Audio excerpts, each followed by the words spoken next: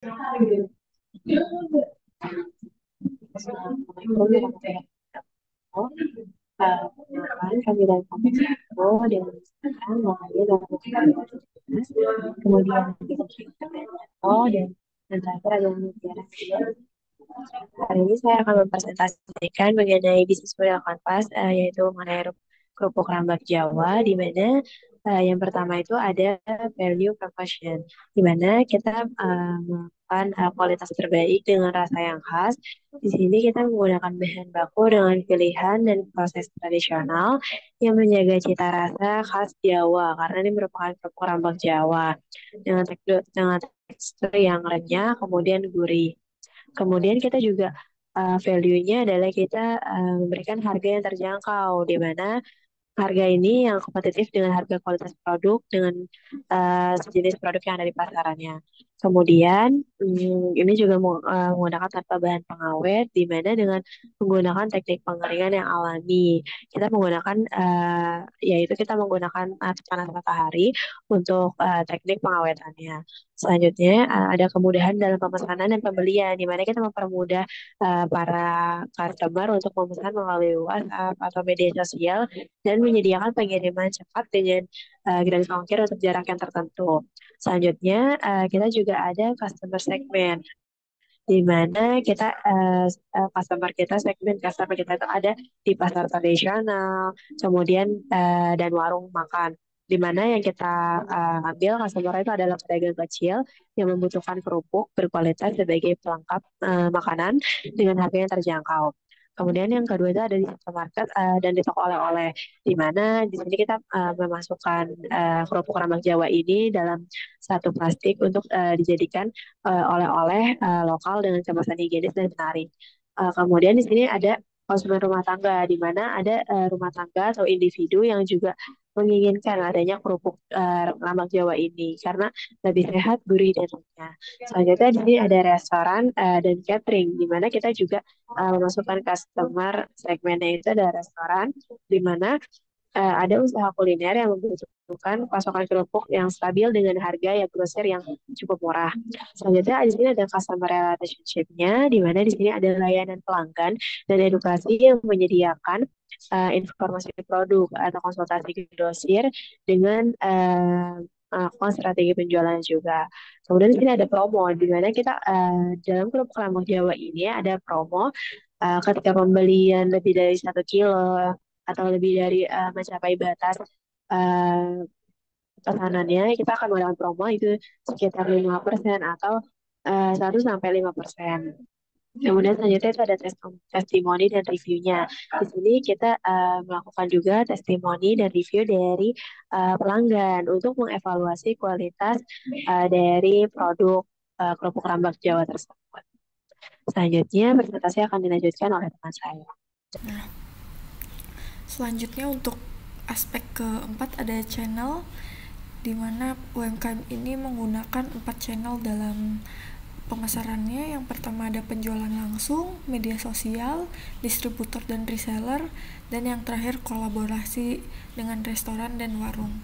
Kemudian untuk aspek kelima ada key activities, di mana kuncian aktivitas utamanya dari UMKM ini. Yang pertama ada produksi kerupuk, mulai dari proses pemilihan bahan baku, pengolahan, pengeringan, penggorengan, hingga pengemasan. Yang kedua proses pemasaran dan branding, di mana mengoptimalkan pemasaran digital, promosi di media sosial, dan penjualan di marketplace. Yang ketiga ada distribusi dan pengiriman, dengan menjamin produk sampai ke pelanggan dengan cepat dan dalam kondisi yang terbaik. Lalu yang terakhir ada inovasi produk, di mana UMKM mengembangkan varian rasa baru seperti pedas, keju, dan barbecue untuk menarik uh, uh, pelanggan. Lalu yang keenam ada key resource atau sumber daya, di mana UMKM ini menggunakan 3 sumber daya penting dalam proses produksinya. Yang pertama ada bahan baku yang berkualitas, yang kedua ada peralatan produksi, lalu yang ketiga ada tim produksi dan pemasaran yang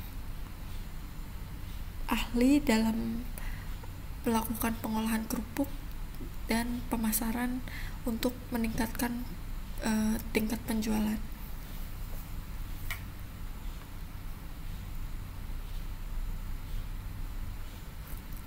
Oke, selanjutnya Ricky. Baik, masuk ke aspek yang ke 7, yaitu partner. Di sini ada pada UMKM ini terdapat 2 poin, yaitu distributor dan reseller. Untuk distributor dan reseller sendiri membantu memperluas jaringan pemasaran dan distribusi produk dan sebagai pemasok utama bahan baku tersebut. Untuk restoran dan warung makan, yaitu menjadi pelanggan tetap dan mitra strategis dari UMKM tersebut. Lalu masuk ke aspek yang ke-8, yaitu cost structure. Di sini ada kedua UMKM tersebut terdapat 3 poin, yaitu ada bahan baku. Dalam bahan baku tersebut meliputi biaya pembelian dari pemasok serta tambahan biaya untuk proses pengolahan agar menghasilkan produk berkualitas. Lalu terdapat produksi dan operasional. Pada produksi dan operasional tersebut mencakup biaya listrik, air, tenaga kerja, dan yang diperlukan dalam proses produksi hingga pengemasan berlangsung. Untuk selanjutnya terdapat poin transportasi dan distribusi. Terdapat biaya pengiriman produk ke agen, toko, serta pelanggan untuk memastikan ketersediaan di berbagai lokasi tersebut terpenuhi. Selanjutnya masuk ke aspek yang ke-9, yaitu revenue stream. Terdapat 4 poin, di mana yang pertama ada penjualan berbagai kemasan. Dalam UMKM tersebut tersedia kemasan kecil untuk penjualan hingga kemasan besar untuk bisnis kuliner dengan range harga dari 2.000 sampai 40.000. Selanjutnya terdapat paket oleh-oleh premium.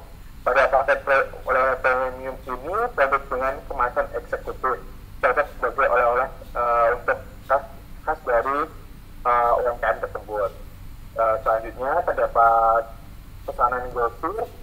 Pada pesanan GoTo ini menawarkan harga khusus untuk pembelian dalam jumlah besar guna dijual kembali. Lalu terdapat kolaborasi dan private label. Pada produk UMKM ini memproduksi kerupuk tanpa label bagi mitra yang ingin menjual dengan merek sendiri. Baik, sekian presentasi dari kelompok 1. Kurang lebihnya mohon maaf. Wassalamualaikum warahmatullahi wabarakatuh. Terima kasih.